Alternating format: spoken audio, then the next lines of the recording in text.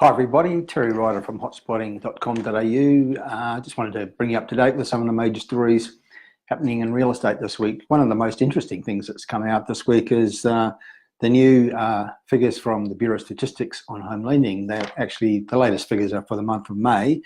Economists around the country have predicted a decline because that's apparently been the trend, but in May there was actually a rise. The number of home loan approvals in May was 1.1% higher than in April. What seems to be happening with home lending is that loans to investors are down, but home loans to owner-occupier are actually rising, taking up some of the slack. So we're actually seeing some still pretty healthy levels of lending for home buying. It's just that relatively few of those loans are going to investors compared to the last few years, and relatively more are going to owner-occupiers, and it's first home buyers. They're actually pretty active. They've got a higher than usual percentage of the loan commitments that happened in May and in recent months, particularly in New South Wales and in Sydney, ironically, because it's the most expensive market that we keep being told that first home buyers are locked out of. But thanks partly to some incentives from the state government, and also perhaps an end to price rises, that first home buyers become very active there. Investors now account for 42% of new mortgage lending. It's actually getting back to what I might call a normal balance. Historically, traditionally, I think there's a sort of a 60-40 balance with home loans or loans to buy property, 60% owner-occupiers and around 40% investors. We're now getting back to that balance, which is what I'd call a normal balance. So that's one of the stories around this week, which surprised a few people, that home lending has risen and economists were predicting a decline. Another story that's around this week refers to the activity of downsizers, primarily baby boomers who are getting towards a retirement age perhaps, rattling around in the family home which no longer has kids in it, selling that, releasing the equity, buying something smaller, an apartment perhaps, and topping up their superannuation, maybe giving some money to their kids.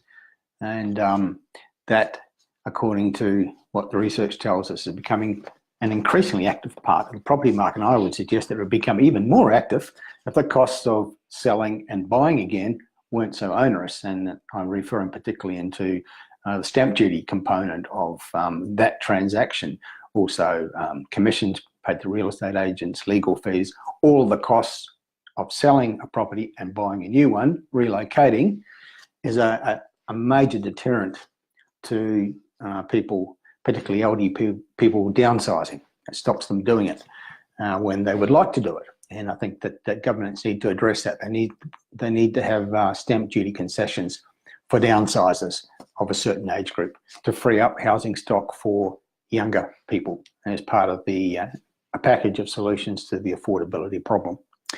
Another story out this week relates to what's happening with rents and yields around the country, and that's interesting. There is rental growth happening in most of our major cities, particularly in Canberra and Hobart. It's not a coincidence that the two cities with the lowest vacancies, most of the cities do have low vacancies at the moment, but the two with the lowest, below 1%, are Hobart and Canberra, and the other ones having the, not a coincidence that they're the two cities having the biggest rental growth. According to Domain's quarterly rental report, Hobart's had double-digit annual growth in rents both for houses and apartments on average. Canberra's rents are rising quite strongly as well. Melbourne's continuing to produce steady growth. Sydney and Brisbane, not quite so much. And in terms of rental yields, where do you get the best gross rental yields amongst the capital cities? Well, for houses, it's Hobart and Darwin, both around 5% on average. And for apartments, it's Darwin 6.2% and Canberra 5.8%, the biggest rental yields on average. Those are generalised figures, of course, like so much that's reported in our media about real estate. It gives you an idea where you might go to get the best returns as investors. And the two cities that really stand out in this regard are Hobart and Canberra. Hobart and Canberra have the lowest vacancies. They're getting the highest rental growth in the last couple of years by far. And in terms of houses, Hobart has the highest rental yields. And in terms of apartments, Canberra has the second highest rental yields behind Darwin. So if your rental return is important to us investors, those two cities we're considering. Okay, just some of the items that are around real estate this week. These and other items will feature in this week's edition of the Week in Real Estate. We publish it as a free newsletter to anyone who subscribes to it at hotspotting.com.au at the end of each week. That's a bit of a sneak preview of some of the stories that will be coming up in this week's edition, but not all of it. There's some other things that I haven't disclosed tonight, but if you're not getting it, you should be, because it's free and it's a great way to stay informed very easily and quickly about what's going on, the major issues and trends that are going on in real estate around Australia. That's it for now.